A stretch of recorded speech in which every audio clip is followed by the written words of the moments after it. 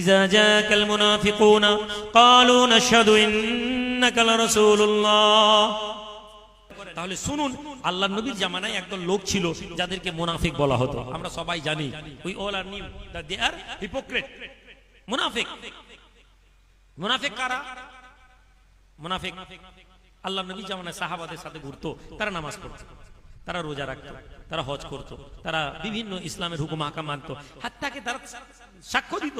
আল্লাহর কুরআনুল কারীমে তাদের কাছে এসেছে, তাদের ব্যাপারে আয়াত এসেছে, ইযা জাআকাল মুনাফিকুনা ক্বালু নাশহাদু ইন্নাকা লারাসূলুল্লাহ। দ্য হিপোক্রিট, মুনাফিক, তারা আসবে হে নবী, তারা এসে বলবে আমরা সাক্ষ্য দিচ্ছি, we are declaring that you are the prophet of Allah. নবীজি বলছেন, কোরআন বলছে মুনাফিকরা আসবে আর সাক্ষ্য দিবে আপনি আল্লাহর নবী।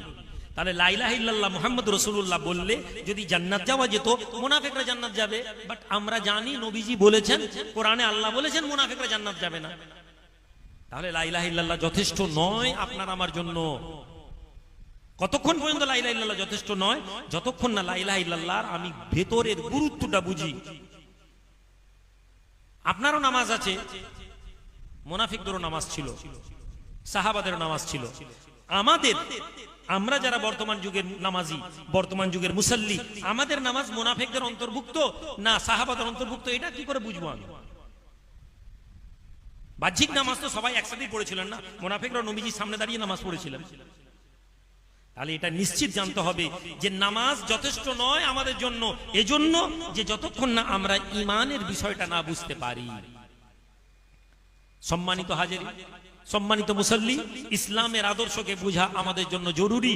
ইট is important and it is a basic. That ওয়াই ক্বালা নবী সাল্লাল্লাহু আলাইহি ওয়াসাল্লাম তালাবুল ইলমি ফরিদাতুন আলা কুল্লি মুসলিম। It is a mandatory, it is a compulsory for all the believers to seek the knowledge. জ্ঞান অর্জন না করা পর্যন্ত আপনি কখনো ইসলামকে বুঝতে পারবেন না। জ্ঞান অর্জন করার মাধ্যম কোন হাক্কানি আলেমের সোহবতে এসে আপনাকে জ্ঞান অর্জন করতে হবে না, আপনি পারেন না। আপনি কোরআন পড়তে হবে অবশ্যই আপনাকে, কিন্তু কোরআন পড়ে আপনাকে বুঝতে হবে মিথ্যা বলা যাবে না।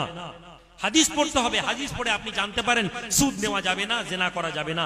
কিন্তু কোরআন এবং হাদিস পড়ে আপনি এই সিদ্ধান্ত নিতে পারেন না যে আপনাকে কতক্ষণ পর্যন্ত আপনার তারাবির নামাজ হবে, কত রেকাত তারাবির নামাজ হবে, কত সময় ধরে তারাবির নামাজ পড়া উচিত ছিল।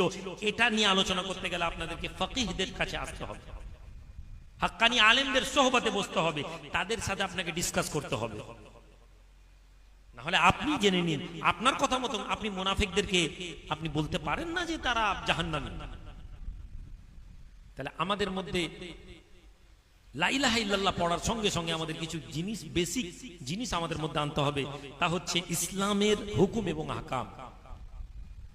এক আল্লাহর প্রতি ইবাদত, দয়ার নবীর প্রতি ভালোবাসা। দয়ার নবীর প্রতি ভালোবাসা মানে এই নয় যে আমরা নবী দিবসে পতাকা উড়িয়ে নারায়ে রিসালাত ইয়া রাসূলুল্লাহ স্লোগান দিয়ে দিলাম, মানে নবীকে ভালোবেসে ফেললাম। নবীকে ভালোবাসার পদ্ধতি সাহাবাদের জীবন থেকে নিতে হবে। ইন কুনতুম তুহিব্বুনাল্লাহ ফাত্তাবিউনি ইউহিব্বুকুমুল্লাহ। হে নবী, আপনি বলে দিন তোমরা যদি আল্লাহর ভালোবাসা পেতে চাও, তোমরা যদি আল্লাহর মোহাব্বত পেতে চাও, ফাত্তাবিউনি, আমি রাসূলুল্লাহ আমার ইত্তেবা করো, ইউহিব্বুকুমুল্লাহ, আল্লাহ তোমাদেরকে ভালোবাসবেন।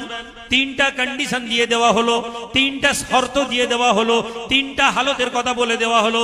ইন কুনতুম তুহিব্বুনাল্লাহ, যদি তোমরা আল্লাহকে ভালোবাসতে চাও। নাম্বার 1, আমরা প্রত্যেকেই চাই যে আমরা আল্লাহর ভালোবাসা পাই। আল্লাহ রিটার্ন ব্যাক দিচ্ছেন, ফাত্তাবিউনি, হে নবী আপনি বলুন আমার ইত্তেবা করো।